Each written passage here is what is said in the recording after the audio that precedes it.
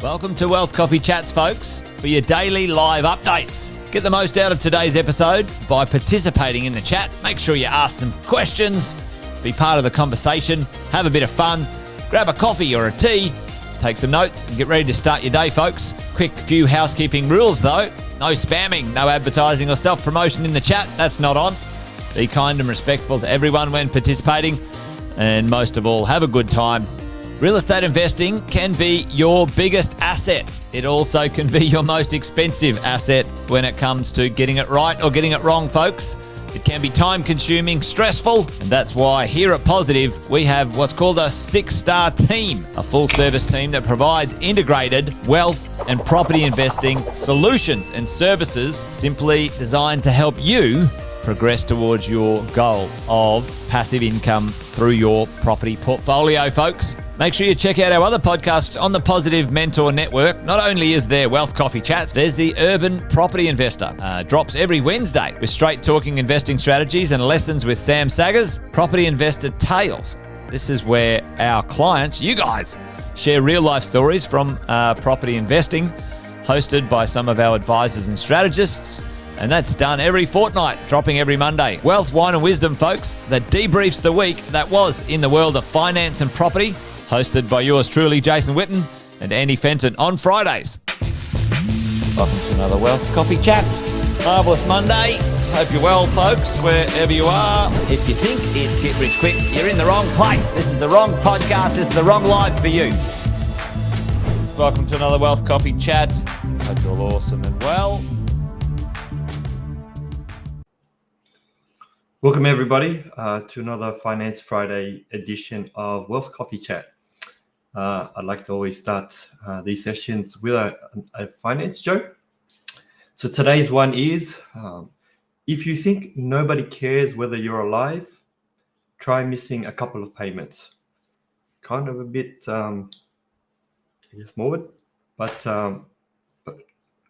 it is really relevant. Because if you do miss a couple of payments on your home loans, especially, people will be knocking on your door. Wanted to start today's session with an update. As many of you may know, that the RBA met this week, and they have left rates on hold again. Inflation currently sits at 3.8%. With the RBA wanting the inflation between 2 to 3%. So it's actually a little bit higher. And so the RBA governor has noted that if the economy moves generally as they predict, it is unlikely that we're going to receive a rate cut in the near future.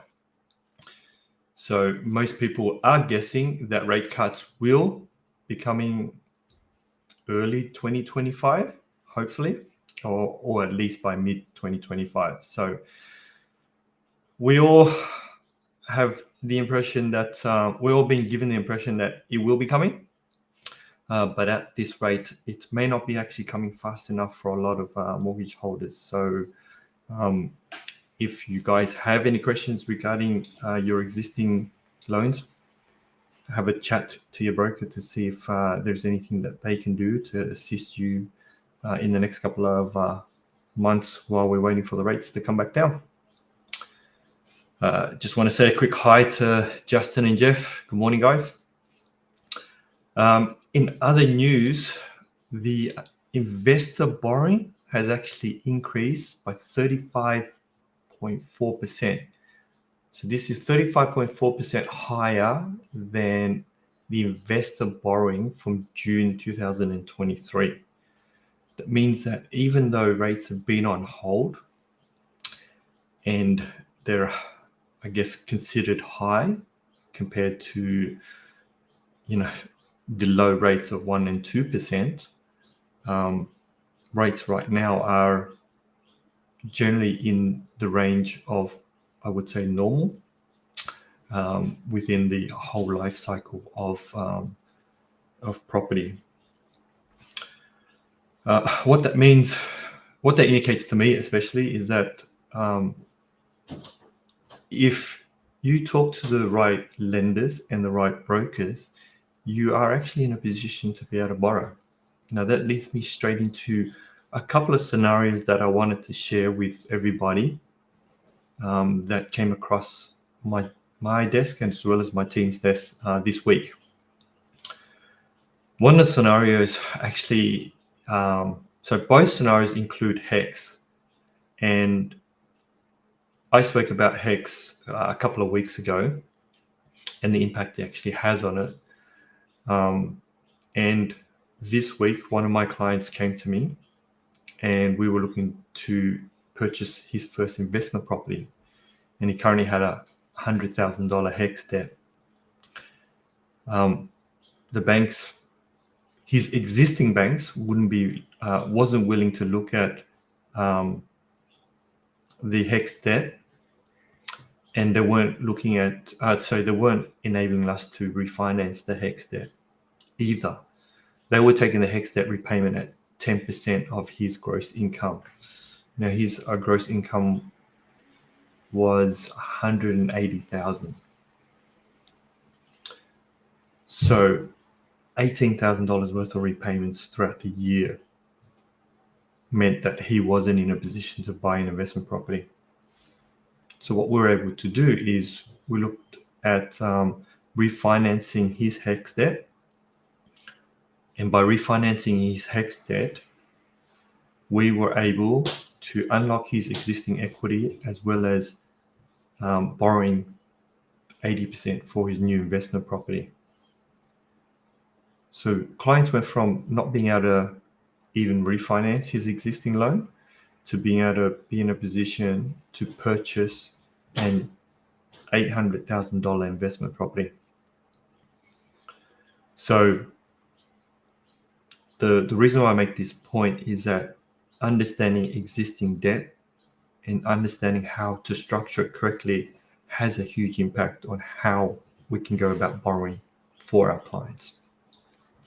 Another scenario, also including HECS, I had a client's daughter approach me. She had already taken a loan with another broker, and her dad asked me to have a chat with her to see if she could borrow $20,000 to purchase a car. After speaking with her, I realized that she had a $10,000 HECS debt, and her existing broker said they weren't in a position to be able to refinance her home loan or borrow any additional money. Now, her current home loan at this particular time was the low 7%.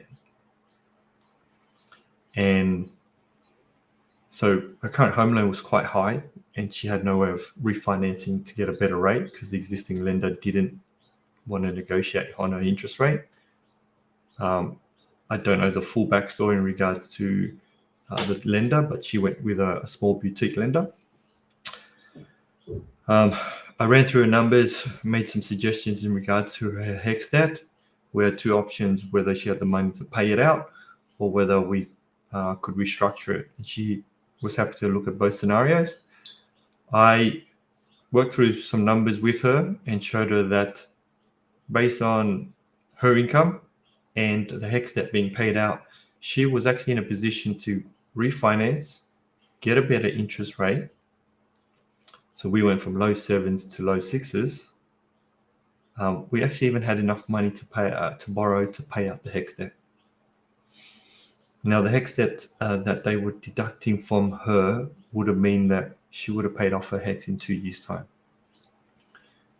But that debt remained, that debt impacted her ability to borrow so much that she wasn't in a position to do anything until it was completely paid out.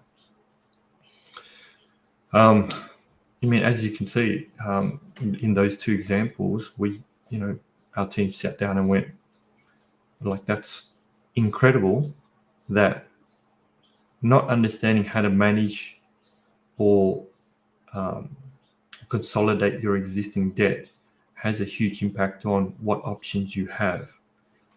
And I'm not saying that her existing broker was a bad broker, but sometimes there are scenarios where you have to look at things differently. and being able to look at things differently enables you to unlock your ability to borrow more, so that, again, whether it's purchasing your first investment property or buying yourself a new car, it has the ability to unlock that for you. So I would encourage everybody who's listening, when you get an opportunity to have a sit down with your brokers and find out what the actual impact of your existing debt is and what structures you currently have in place so that you can pay off your home loan faster. That's a nice short and sharp one this week from me. I want everybody to have a wonderful weekend. Like and subscribe, and I will catch up with you all next week. Morning, Chris. Thanks for joining.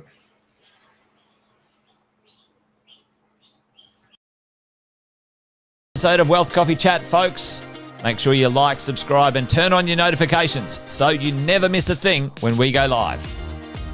Improve your portfolio and investing game, folks, with Wealth Coffee Chats live every morning at 8:10 each weekday. Make sure you join us. Previous episodes are also available wherever you get your podcasts, folks, as well as our other podcasts from the 6 Day